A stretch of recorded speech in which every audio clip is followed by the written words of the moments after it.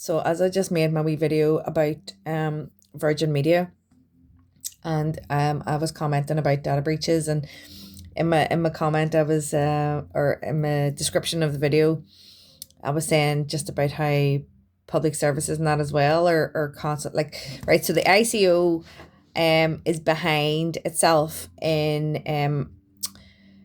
actioning complaints, working on complaints, right? Because they're getting so many, and they're getting so many from private companies and public services. And that's why I was like, in my comments, shout out to the PSNI. And then I wondered, how much has the PSNI been fined? So hold on. So the PSNI has been fined by the ICO £750,000 for their major data breach that occurred in August 2023, right? Sorry, I'm burping. Original amount versus the actual fine. The ICO initially calculated a fine of 5.6 million. However, the commissioner used his discretion to apply a public sector approach, reducing the amount to £750,000 to avoid diverting essential public funds from a cash-strapped service. Maybe if they conducted themselves better, they wouldn't be so cash-strapped. The breach. The fine was issued after the PSNI accidentally released a spreadsheet in response to a Freedom of Information request that contained hidden data. This data revealed the surnames, initials, ranks and roles of all 9,483 officers and staff. Now, a data breach in any victim is bad. A data breach like this in Northern Ireland is life or death bad. But they got their fine reduced to 750,000. I'm not finished. Oh, it says here, this is the largest fine the ICO has ever imposed on a UK public body. Yeah, right, hold on. So, as well as the fine by the ICO, the PSNI is at risk of compensation offers. As of February 2026, the PSNI has made a universal compensation offer of £7,500 to each of the affected personnel. The total potential payout, the Northern Ireland Executive at Stormont has ring-fenced approximately 119 million to settle these damage claims. Just sitting that for a wee second. Total costs, including legal fees and security upgrades, were previously estimated to potentially reach 140 million. So just to be sure, I asked AI, this fine and compensation comes out of public funds, our money. It says, yes, both the fine and the compensation are being paid directly from public funds, which has sparked significant debate regarding the impact on other public services in Northern Ireland. The 750,000 fine is being paid directly from the PSNI's existing budget. Approximately 610,000 was accounted for in the previous financial year's budget, with the remaining 140,000 charged against the current year. Reduction to protect services. The ICO originally calculated a fine of 5.6 million, but reduced it to avoid diverting more public money from where it is needed in a cash-strapped service. Why don't all the cops just take the PSNI to the employment tribunal? Why don't they? Because the employment tribunal's corrupt and will protect the PSNI anyway.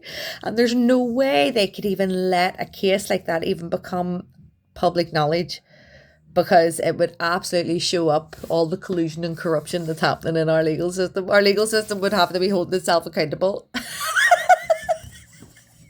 So, the Stormont Executive has agreed to ring fence approximately 119 million from its own budget to cover the universal compensation offer. So here we'll go again. Once we've spent that money, we'll be in a deficit. We'll have to go cap in hand to GB again, because public services don't care about functioning lawfully, because the public purse will just pay for it.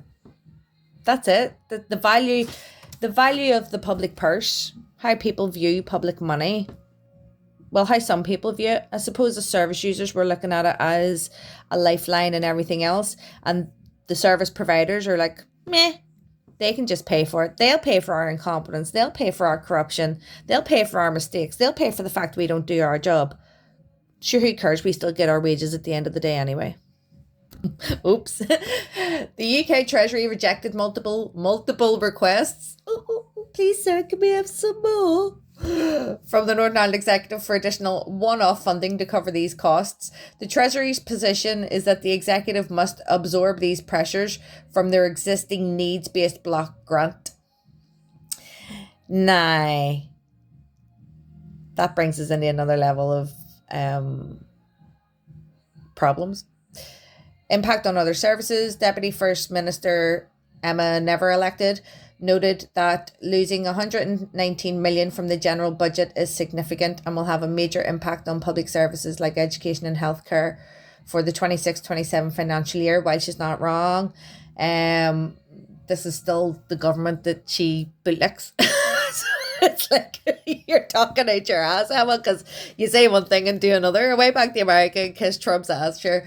Oh Lord. So current estimates suggest the total cost to the public purse could reach between 140 and potentially as high as 240 million when legal fees, security upgrades for officers, and ongoing individual litigation for high risk personnel. So the legal fees part is really interesting as well, because from all my experience now and with the legal system and the various branches of it, it's very clear how litigation is weaponized and time is billed, but work is not done. And people are constantly just finding loopholes to outdo someone else, and no one actually gets to the core of the case. This is what it seems to me. And then this whole judicial mediation shit that gets brought in now is really just a way to buy people off. And while I understand people do accept compensation, and I'm telling you, if I had been offered it towards the last months of my battle in the employment tribunal, I probably would have took it, because I discontinued because they were driving me to suicidal ideation repeatedly. The court, the judges, and the Belfast Trust, and the Directorate of Legal Services, all of them. Judicial mediation wasn't in at this point. And the court was just absolutely fucking me over repeatedly and allowing other people to fuck me over. So the legal fees, I would be watching very carefully. I've also just watched someone else experience the employment tribunal, and in their situation they had a union and the union legal team, and I am so shocked that the union legal team was more harmful to their case than helpful. The union legal team didn't even understand data breach issues. The union legal team absolutely was not trying to champion for the causes that the union is already fighting for. And the union legal team helped my friend's employer draft in an illegal clause into the settlement agreement. And the funny thing is, the legal team of the employer is very well known and has it on his website how you can't do that for protected disclosures. The liars in this place is unfucking real.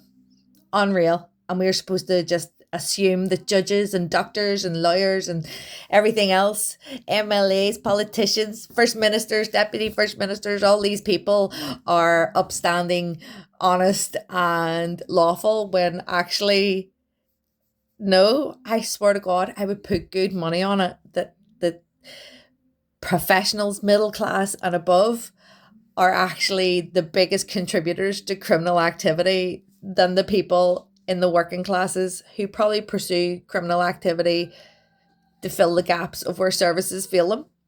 But we're all made to feel that we're all scumbags and shit, you know? So I just like to highlight how these are all scumbags and shit too, because we're all just people.